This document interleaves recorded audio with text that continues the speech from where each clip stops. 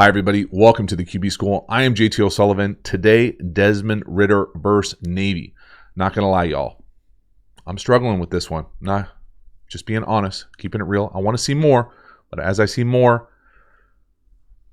it's almost harder to make sense of some of these things. So let's dive into it. Welcome to the QB School.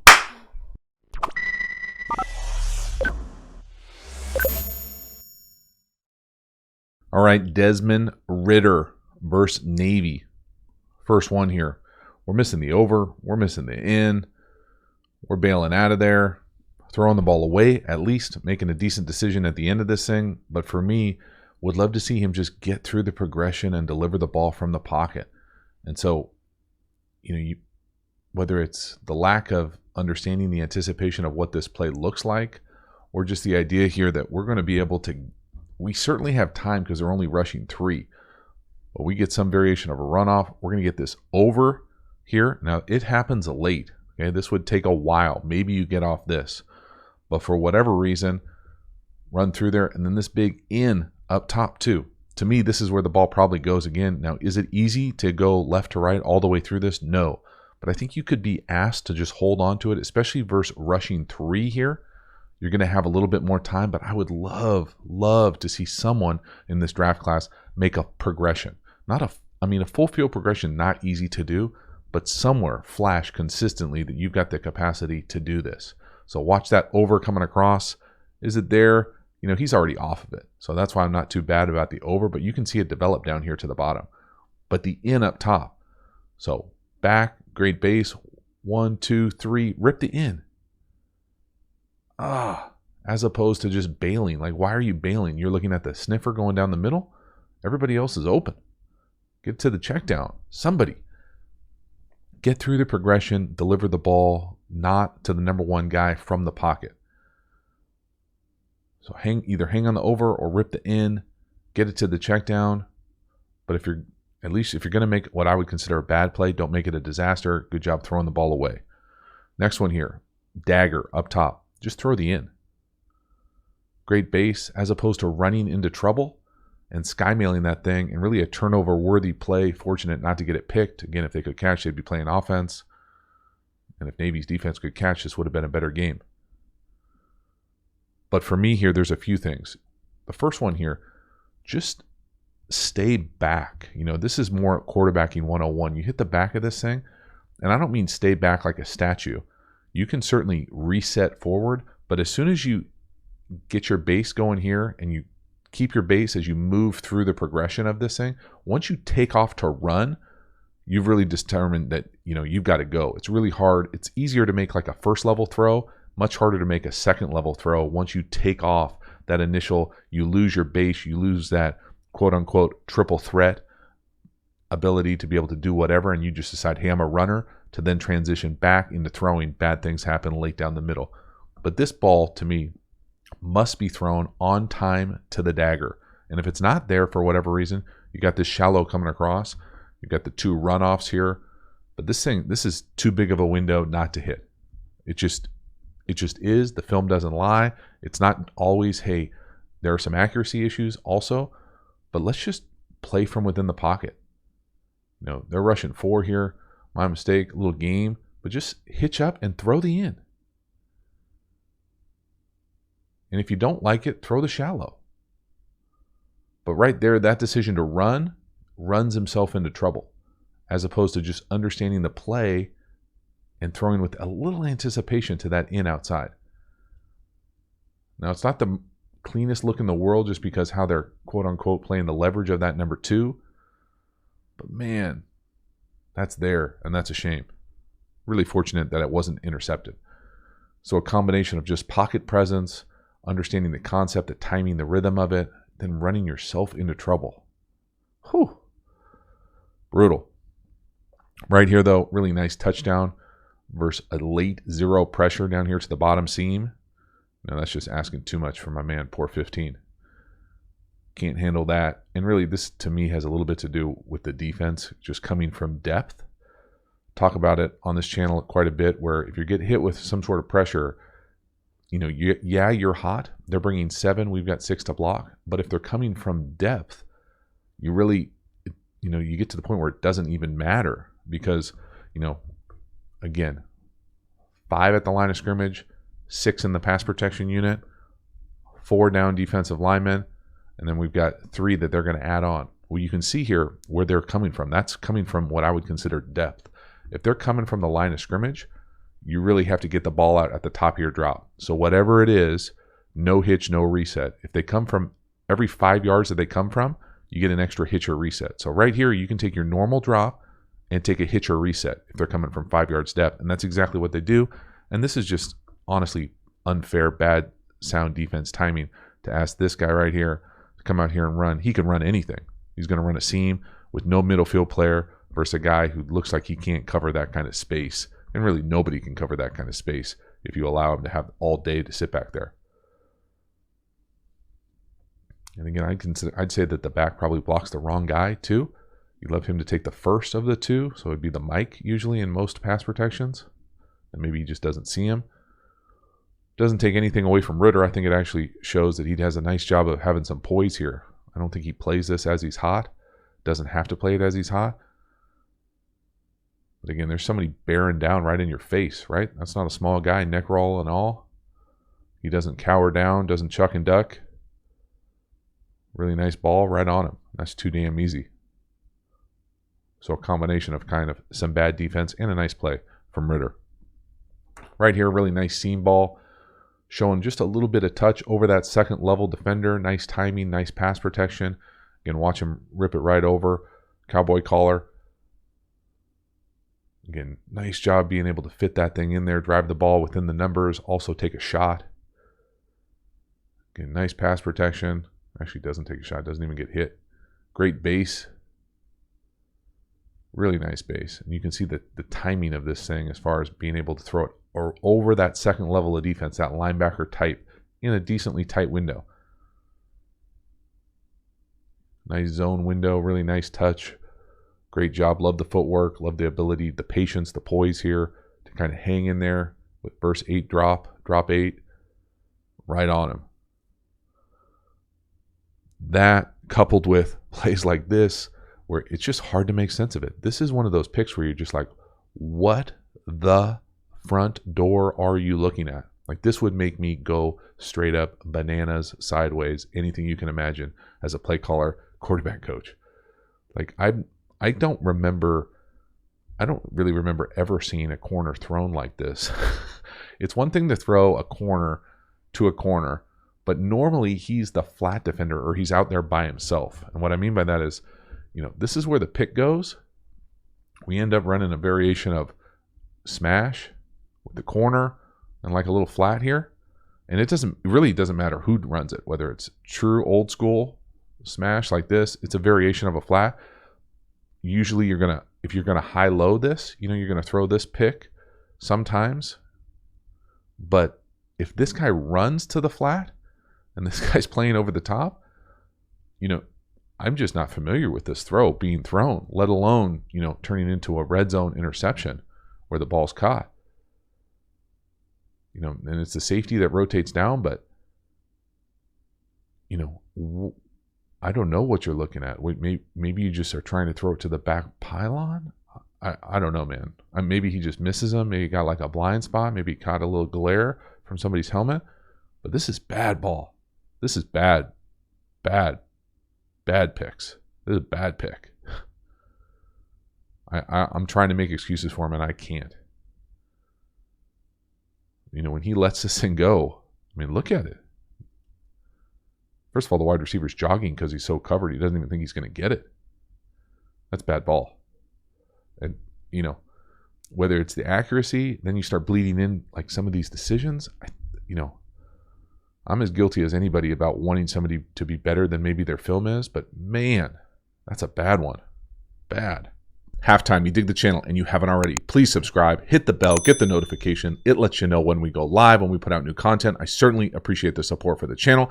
We've also got a bunch of additional quarterback school content available. The absolute premium content are the quarterback school courses, have a number of different courses. All of them can be found in the link to the video description. And then we've got the quarterback school Patreon community. release some long format videos over there, trying to create the environment of exactly what it's like in an NFL quarterback room. Also, Quarterback School Patreon community news, probably going to be putting out a solo pod this month as kind of a trial kind of experiment. So let me know what you think about that. If you are interested in that, hop over to the Quarterback School Patreon community. And then we've got a bunch of additional free Quarterback School content. All of it can be found in the description to this video. As for this one, let's keep it going. Then we come back here, get a little RPO glance off counter, sky mail. You know, these are the types of things where I feel like, hey, sometimes you're going to miss this. They hit us with a little safety pressure, 15 to the boundary. You know, not the easiest throw in the world. Glance, off counter action, don't have the laces, you know, fill the shoebox with excuses. But if we're going to RPO, technically this safety, because we've got 5 blocking offensive linemen and the sniffer. We're blocking counter. Okay, so these 6 will be blocked up. This guy's not blocked up. Now, he gets blocked because he shows up early, and a little pizza theory here, the sniffer takes him. But there's nobody to block one of these guys. They've got 7 in the run box. This is what this America's RPO is for, this glance. Usually, you would have enough time to find the laces and let it rip here. You know, to me, again, just showing wide misses. You know, anytime you have the capacity to fake this thing, read this thing out, and take a shuffle, you know, to me, you know, if I was in the quarterback room there, to me, this is not a catch shuffle type footwork. You know, RPO, I do have a course, but every offense is going to be a little different. Just read it out, write it out, and throw it. Then it won't feel like you're late. You got to like throw it over guys. This is also an indication, and I'll do it from the back here, as far as, and again, I'm not saying that they do this in Cincinnati. They don't, but I know a lot of people like my mic identification video. This is one of those ones where you'd love to get a redeclaration. So what do I mean by that? Here's the safety. He ends up pressuring here. Normally on counter, let's just say how we would normally block counter. It would be the front side, would be gap down, backside backer. So we're gap down, we're gap hinging here. We get a double team to 54 here. We are kicking here with the guard, and then we are wrapping with the sniffer, wherever the sniffer is. He'll end up showing up here, and he will wrap to 57 right here, the front side inside linebacker. That's how it normally would work. Okay, so what ends up happening here when 15 comes down and 57 comes back in here, you'd really want to get a redeclaration. So technically right here, 54 is the mic. 57 is going to kick in here, 57 here, and then 15 is coming down. So what you would normally want to do, again, this is getting into the crazy weeds that you'll see in the league, you would want to redeclare 57 as the mic. So then this double team would go to 57. We'd be able to kick here, and we would wrap sniffer to 15. Okay, now still, this guy's going to be unblocked here. So you got to have an answer, whether it's a redeclaration. At least he's unblocked on the backside. You know, I think in normal football now, you could RPO behind it. But again, you know, that's the option of whether RPO you let it run or you redeclare. So right there, you'd want to get a redeclare. They do a nice job of timing it up. I'm not saying you could. I'm just saying as we learn, as we evaluate, as we see what translates to Sundays, potential for a redeclare in the run game. But we got to have a better ball. And I think we could do it with better footwork. Next one here, you know, just a absolute horrific corner. Again, he's hot. He takes a shot. I'm not saying I totally dislike throwing corners versus hot. I think it's hard. I think you're going to get hit. But I do dislike missing throws by 15 yards. That's just the truth. And again, you know, this is where he gets into the intricacies of what kind of offense you're in. A lot of times you can run corners a bunch of different ways. Versus hot, versus man, versus zero. To me, the best way to run it, and I'm not saying they do this in Cincinnati, so don't freak out, Bearcat people, but it almost turns into like a rounded out, like a deep rounded banana out. Some teams run it with specific landmarks, and I'm guilty of this at the high school level. Up, indicator, 25 yards, sideline. But you can still throw it like a rounded out. But to me, you can't come out here, have the wide receiver run this type of route, that type of rounded out, and throw that thing down here. You can't have this show up on your film and be hot. So you're going to get a free runner to one side. They're bringing 7. Now, as opposed to what we showed the last time where they're coming from depth, this looks like they're trying to do a punt block. Everybody's at the line of scrimmage. You're going to have to get the ball out quickly. If you're going to say you're going to throw a corner, you got to be able to hit that back foot and throw it. You know, if he puts that thing on the 15 on the sideline, it's a catch. He puts it on the 5, y'all. Missed that throw by 10 yards, I would say. You know, if he throws that on the 18 to the 15, it's a nice, beautiful, hot corner throw, elite, good transferable throw on Sundays. That, fortunate not to be a turnover. Just missing by 10 yards. You just can't have it show up consistently on your film. You can't have it show up anytime. But, you know, and it's hard. And again, I acknowledge, not in the quarterback room. But man, that sure feels like it's a little bit on the quarterback. This, though, you know, is certainly something that is transferable to what he'll be able to do on Sundays, especially in the tight red. Get a little RPO, RSO, with that slide, sneak, flat coming across that split flow zone, reading it kind of zone read. So love these plays all the time, but especially in the tight red here, he's coming across and he really takes the option of the pitch. So zone read, reading the C-gap defender or whoever shows up outside, the edge defender. Here comes the dive on zone read. We can run it or we can hit the pitch, which is just into the flat. And why these sneak or slide flats are so good in the red area is because you got to navigate. Not only are you probably going to run the ball, but, you know, how is the defense going to do this? Are they going to do, hey, I've got the first out eligible? If they're going to do that, that's really hard for this guy to see that from this side all the way across. Are they going to run with him? Say, hey, locked, wherever he goes, I got him. Well, then you really got to stack him. And again, still a good angle for us. So lots of good options here, especially with Ritter, who can certainly run it. Really nice job. They've obviously got a bunch of guys there for the run on the zone read part. They just got nobody for the pitch. So again, a little spread triple option. Love how they get there. Again, you can see they've got, shoot, how many guys outside? 4 guys for the quarterback there and nobody for the pitch. So nice design, nice execution in the red area. And then late in the game here, 3rd and long, just running simple double stick. This is something that is transferable to almost every offense in the league.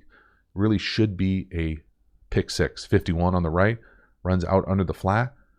You know, whether he doesn't get the grip, he throws it too soft, you know, picks the wrong side sometimes because these mirrored looks, half of it is just kind of a little bit of pre-snap look, whatever the best look is.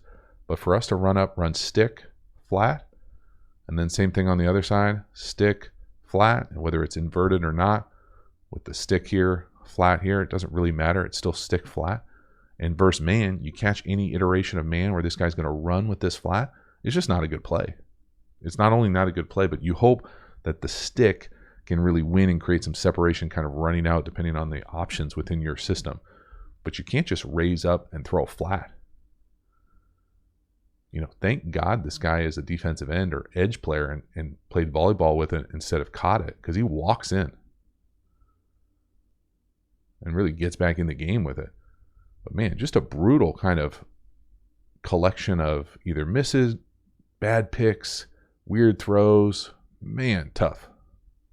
So that is a wrap for this one. Desmond Ritter. The tape is getting murkier, y'all. I'm not going to lie. I want to like it, but for whatever reason, the range of misses, the quality of misses, some of maybe what I would consider the decisions, what they're asking him to do, some miscommunication, it's all making it gray, in my opinion. So I don't know. Maybe I'm watching the wrong games. Let me know if there are certain games that I should be watching for him, but I want to like more of the film than I am. Not going to lie. So let me know what you want to see next. I certainly appreciate you hanging to the end. I appreciate it. I will see you next time. Have a good one.